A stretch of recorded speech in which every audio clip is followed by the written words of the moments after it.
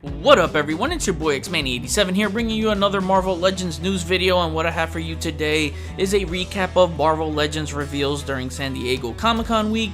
And before I get into everything, if you could please leave a thumbs up, like rating on the video, it'll help show your support for my channel and I greatly appreciate it. Now with that said, I know I'm a little late with this video, but that's okay because I wanted to wait it out to see if they were going to reveal any later surprises so we can talk about it. A few interestingly did show up, so now grab a drink or two, grab some snacks, some popcorn, maybe some coffee to wake your ass up because this is going to be a long one.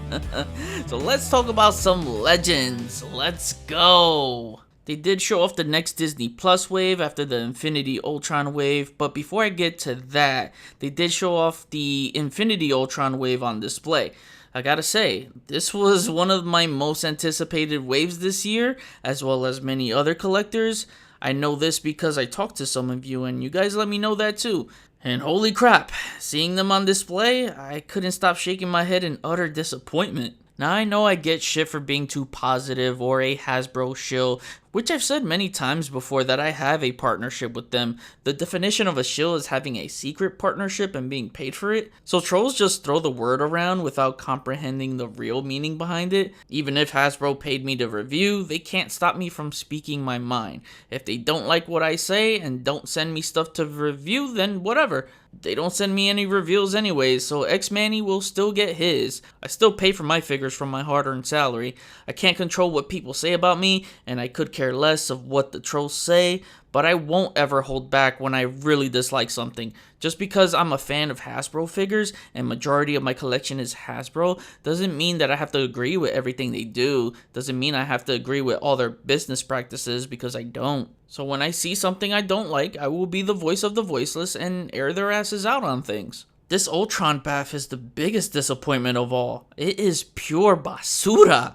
It is the cheapest bath quality I've ever seen. The marbleized plastic makes it look so much cheaper. Why didn't they paint it in metallic silver like the regular Ultron from the Ursa Major wave? I don't get it. The digital render fooled a lot of people, including me. I remember them saying that you'll be able to see Vision's detailed face underneath. See what? I don't see shit. It's bland and glossy plastic that I see. I usually don't say it looks like a Happy Meals toys like some other folks who bash figures constantly, which I don't understand because Happy Meals toys were some of the best toys I had growing up. They had some toys better than what was sold in stores. But this should be a Dollar Tree exclusive. They might as well sell the digital render of this as an NFT. Let me stop and not give them any ideas there. But this is what we're getting for the new price hikes, folks. That's just wrong. The quality is not there. The damn mini baths from 2013 have better quality than this. I feel that the bath should always be the best figure in any wave. Again, that's just how I feel because that's the ultimate reward when completing a wave, right? You chase down all these figures to get that free bonus figure. It's free, no debate on that, as they would charge you the same price without the bath piece and not upping the accessories. Look at the retro waves. Those retro waves are not rewarding to complete since you don't get a free figure at the end of it and still end up losing out by not getting the bang for your buck by paying the same price for them as a regular bath wave. The bath formula should never leave the line as it is Legends tradition and should never be broken. It should always be honored. The standard was always set for the wave to revolve around the bath being the biggest and best highlight of the wave, and this ain't it, fam. The thighs and arms look bad. I'm utterly gutted, man. This is why the G.I. Joe line continues to destroy Legends for 6-inch superiority at Hasbro. It doesn't stop there, as it seems this whole wave looks bad. Both the Moon Knights look bad. The Mr. Knight and that oversized jacket is not a good look. The white plastic doesn't look as good like it did on God Doom either. The regular Moon Knight looks okay, I guess. Arms are a bit on the long side. Kamala Khan is not terrible, but single jointed elbows, again, come on. The Haley Steinfeld Kate Bishop is the best looking figure out of all of them. She looks fantastic. Clint is alright. Sharon Carter is up there with Kate for me. The females are the best figures in the wave here. The last figure still hasn't been revealed, but we all know it's She-Hulk. Don't know why they keep us waiting since the trailer has been out for quite some time. The new trailer has me more excited though. Despite my quarrels on the CGI, looks to be a very entertaining show. To close this out, because I've been rambling for long enough, they got to chill with the Disney Plus waves after the next one. They've been some of the worst waves to date, yet these things get favored over a Thor comic wave, which has yet to be done in Legends. Speaking of the next Disney Plus wave, they kick things off with a Howard the Duck reveal. Nothing exciting here, no leg articulation at all but the ankles, some upper torso movement, just a mini Staction figure. This is just terrible.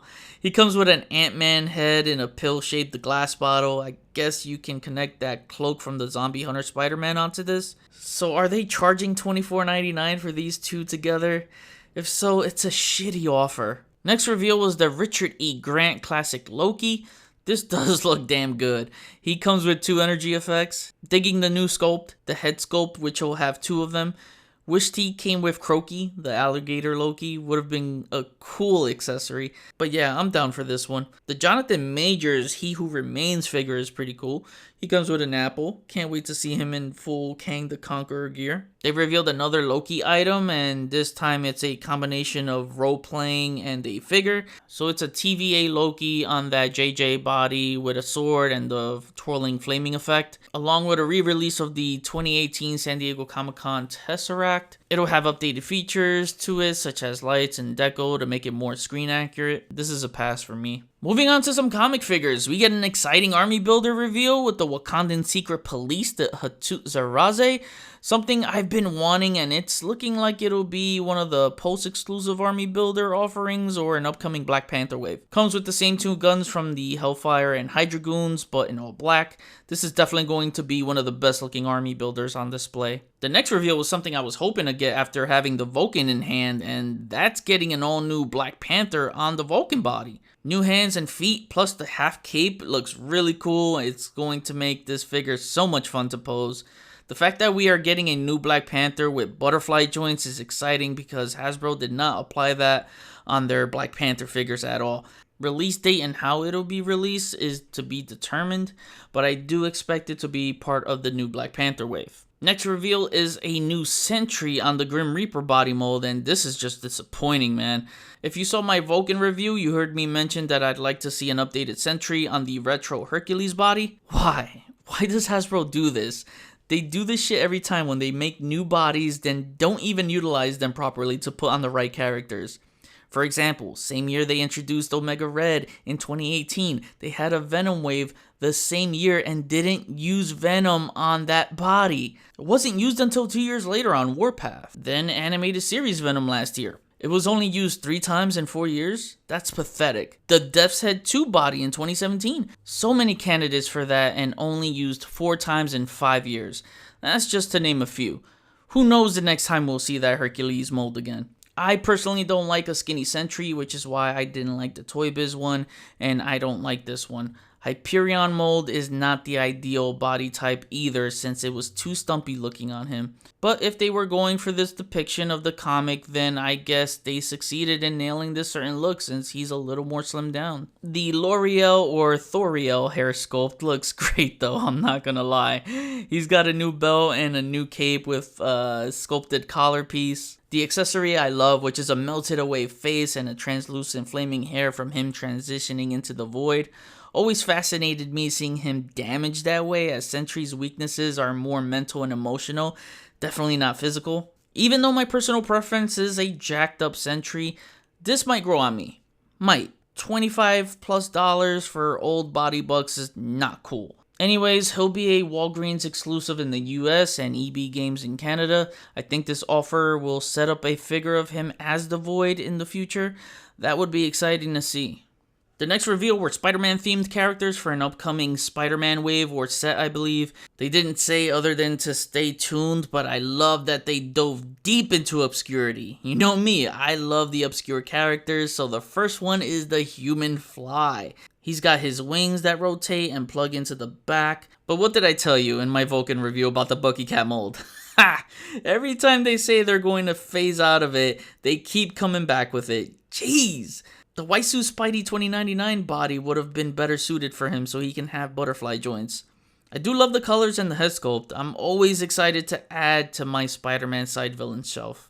Next up, my buddy Robo from the Fwoosh got to reveal Razorback, which makes sense since the character is a mutant from Arkansas, and that's where Robo is from. So neat that he got to reveal this, and he looks awesome. I mean, it's crazy because the Hyperion body mold never looked so good on a character than this.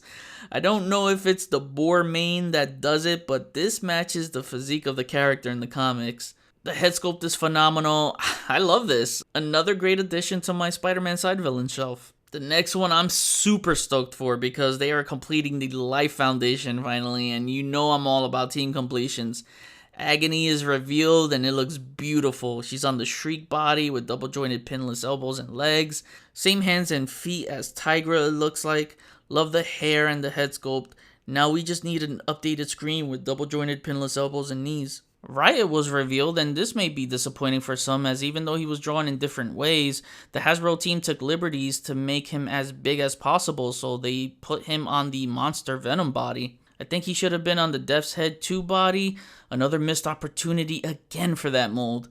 Or just introduce a new Monster Brute kind of mold with butterfly joints. The Endgame MCU Hulk Bath would have been a solid choice too if they gave it a new lower body because it has the right thickness to it.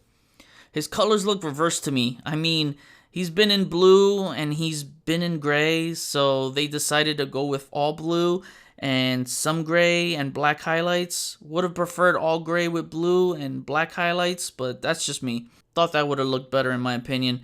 He still looks menacing and has an awesome scythe as an accessory that is swappable with his hand. Took 5 years to complete the team. Should have been sooner, but regardless, I'm happy that it's complete. No word yet on how it'll be released, but him and Agony will be released sometime this year. The newest reveal for the retro lines is Scorpion for the Spider-Man Retro series. He has the bright, light, and dark green color scheme we've wanted originally from the Mountain Man wave. More importantly, he has the flesh mouth exposed and not covered. I know that's my favorite look for him as well as many other folks. The scary part for me was seeing the discoloring on the plastic from these promo images, as you can see the torso and hips are mismatched. Luckily, this won't be the case as when it was shown on display, it had a very vibrant green color all in the same tone, so that was a relief. No alternate hands and acid spray effect to attach to the tail, which was one of my biggest gripes from the last figure, which they added here so I can put him in some awesome wall crawling poses. Scorpion is my third favorite Spider-Man villain, so I'm still getting him, but I'm just let down to see that they didn't add any accessories to him. His vibrant green colors pop beautifully on the retro card. He'll be a fan channel exclusive next year, but I believe Amazon is getting the first batch of releases from what I hear. Next, we're finally getting another X-Men retro card. They've slacked on that, but after Apocalypse and now this new Beast, looks like it'll be rolling out again. I had a feeling they would re-release Beast on this retro card. They sure did, and he has a soft goods lab coat, which they teased earlier, and I'm pleased with it. You know I'm a fan of soft goods. This is Hasbro's first soft goods lab coat in the line. Looks great on him. He has a Jim Lee style concentrated kind of face since it has the all white pupils. If you wanted the iris in the eyes, then I'm sure we'll get that in the animated series line. It's an updated blue deco with a slightly darker blue. He has the same hands as before, and they added glasses along with some cool lab props that we've seen come with the lizard. Science bros. Same as Scorpion, who'll be a fan channel exclusive with Amazon being the first batch of releases. Going back to Spider-Man, we get a reveal for the 60 Years Beyond Amazing line, Spider-Man and His Amazing Friends 3-pack. We get another classic offering for Spider-Man, and he's pinless without the toy joints. Don't understand why they can't keep that going with him. But the blue and red looks so nice and bright on this. I especially love that blue. I think it's the same head sculpt from the Retro Wave Spidey. Could be new, looks new to me. I think we're good now with offering updated classic Spider-Mans, but they still sell out so quickly. I expect this one too as well eventually. Then they fuck up Iceman again. Pizza Spidey mold? Really? After the Retro series had the right body type? They could have even put him on the slimmer Amazing Fantasy Spider-Man body, but no. It's like I said before, they never capitalize on their new body molds right away. So he's not even pinless. A character like this needs to be pinless.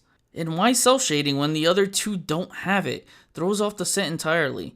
Only good thing is the new head sculpt and alternate hands. Same small slide as before. They should have capitalized on making a bigger eye slide since it's in a box set. It's like they're not even thinking straight here. I just feel like that's common sense to capitalize in a big box. Firestar gets updated right away with the pinless treatment, so I'm happy about that. Miss Lyons also gets her more tanned animated series deco, as the last one was a comic in the gray deco. The digital tech touches up her face, making it look so much better than the last one. She has the most accessories. The set does offer a good amount of accessories at least. That's the good thing. The pack is a Hasbro Pulse exclusive, available now for pre-order, and it retails for $74.99. So with the new price hikes, that's $15 more than the usual 3-pack standard pricing. The next one disappointed me even more, as after 10 years, we get a re-release of the Terrax Bath with not a single update applied. He's being released in a Herald's 2-pack with the Fallen one. Before we get into the Fallen one, let's go over Terrax. So, same as the Bath, but minus all the deep shading deco and cracks on the skin tone the last one had. There's some slight shading to it, you can see. Not as strong as the Bath, but definitely no cracks on the skin tone. You can see the digital tech didn't help with the face here. The blue deco looks nicer this time around. No additional hands at all, so we don't have an extra gripping hand so he can dual wield his Cosmic Axe. The Cosmic Axe looks to get a paint wash this time around, but the blade is not painted. Just a dull plastic like the axe from the Bath. They kept the ugly ball jointed hips instead of updating the legs. Another one they should have put on the Death's Head 2 body. The skirt piece looks too big, making his torso look small. They had all of 10 years to update it with the advancements they've been adding and nothing. A damn shame. The Fallen one is on the Grim Reaper body and with a very cool looking head sculpt. I like the screaming expression, and looks like he goes to the same hairstylist as Singularity since they both have the same looking hair. The translucent blue looks really nice, as well as adding those little specks to make it pop. Alternate hands, same ring effects as we've seen many times. Overall, I'm still getting it so that I have the Fallen one, and that's a new character in the line, but I regret selling my Terrax Bath now, thinking that they would update it. So I need Terrax in my collection again. It makes no sense for me to overpay for the Bath at this point. I am happy for those who missed out on the Bath and get a chance to grab one. The 2-pack will be a Hasbro Pulse exclusive and will retail for $62.99, which is available now for pre-order. That basically breaks down to $40 for Terrax and $22 for the Fallen one. Fair enough to me, and that beats paying the scalper prices on eBay, so for less than that, you can get 2 figures. Next up was the Haslab teaser, and in celebration for the 50 years of Ghost Rider anniversary, it's looking like we'll get Robbie Reyes and his Hell Charger. I know this is something many have asked for. I'm not sure how I feel about it yet. I have to see it. I was expecting Giant Man, but this caught me off guard. Not completely, as I know they talked about doing this project before, but didn't think it would be this soon. I just think for the first vehicle in a Legends Haslab, that honor should go to the Blackbird or Fantastic car. Especially after Galactus, the Fantastic car would have been the perfect follow-up. I know it'll have the fancy LED lights, maybe sounds, rubber tires, flame effects, and all that jazz. We better get real chainlinks with this costly set, which looks like we will, as they teased one of the accessories with one. No word yet on pricing or product details, so I think by PulseCon we'll get the full reveal and details. I'm curious to see how it'll sell. They better kill it with the tiers. So the best way to sell it is to have Vengeance in his bike, Blackheart and Mephisto in his throne. I'm sure many would back for Mephisto alone. I could see an updated Danny Ketch or Johnny Blaze Ghost Rider with a light up Hell Cycle. This could be a big set with multiple vehicles. Wow, the more I talk about it, the more I find myself getting more excited about it, and that's a good thing. So update edit time as of Sunday, July 24th. Jesse Falcon and Ryan Ting revealed the new Marvel Legends Black Panther wave on the Marvel YouTube channel. They revealed all the movie figures since the trailer debuted the night before. My god, did that trailer almost bring me to tears. So excited for it. Nakia in her new outfit with an additional armored helmet head. Everett Ross, which is a waste of a slot. Another Okoye. Namor, which looks so good. Everything came out beautiful on this figure, from his accoutrement to his winged ankles. Then my boy Atuma will be the Bath. But unfortunately, it's not the comic figure that has been on my wish list forever. He does look cool though, but I can't stand it when the movie figures ruin our chances of getting comic book versions first. Going back to the comic Black Panther and the Zaraze figures revealed earlier, Jesse Falcon said they would be a part of this wave. This will be the first wave in the all-new windowless packaging set out for October this year, with pre-orders going up Monday, July 25th. Lastly, we finally get the She-Hulk reveal finally. She looks so great and so tall. Alternate hands, I like the green skin tone a lot. Loving the all-new sculpt to this. The head and hair sculpt is gorgeous. She looks a lot better in figure form than on the actual show. So the Infinity Ultron Bath Wave is rounded out. Half the wave are female figures, and the female figures are the best ones in the wave to me. Pre-orders will go up sometime later. And that was my recap. I'm overall disappointed. I haven't been this disappointed with Legends reveals since the 2017 lineup. Only wave that was good that year was the X-Men Warlock wave. So yeah, just a ton of repaints and updated characters on backdated body bucks. Some first timers in the line is always good to see. But once again, I feel that G.I. Joe Classified had a stronger showing with its new reveals and digital prototype mock-ups. That one Serpentor just beats everything Marvel Legends showed off. Serpentor was my favorite reveal of the con.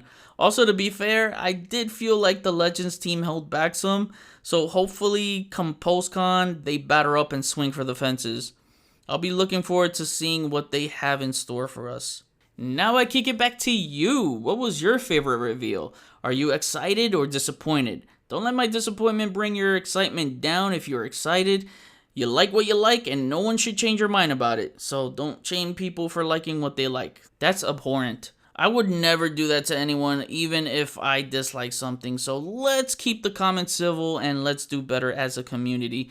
For me, my favorite reveal would probably be the comic Black Panther on the Vulcan body. Yeah, it is.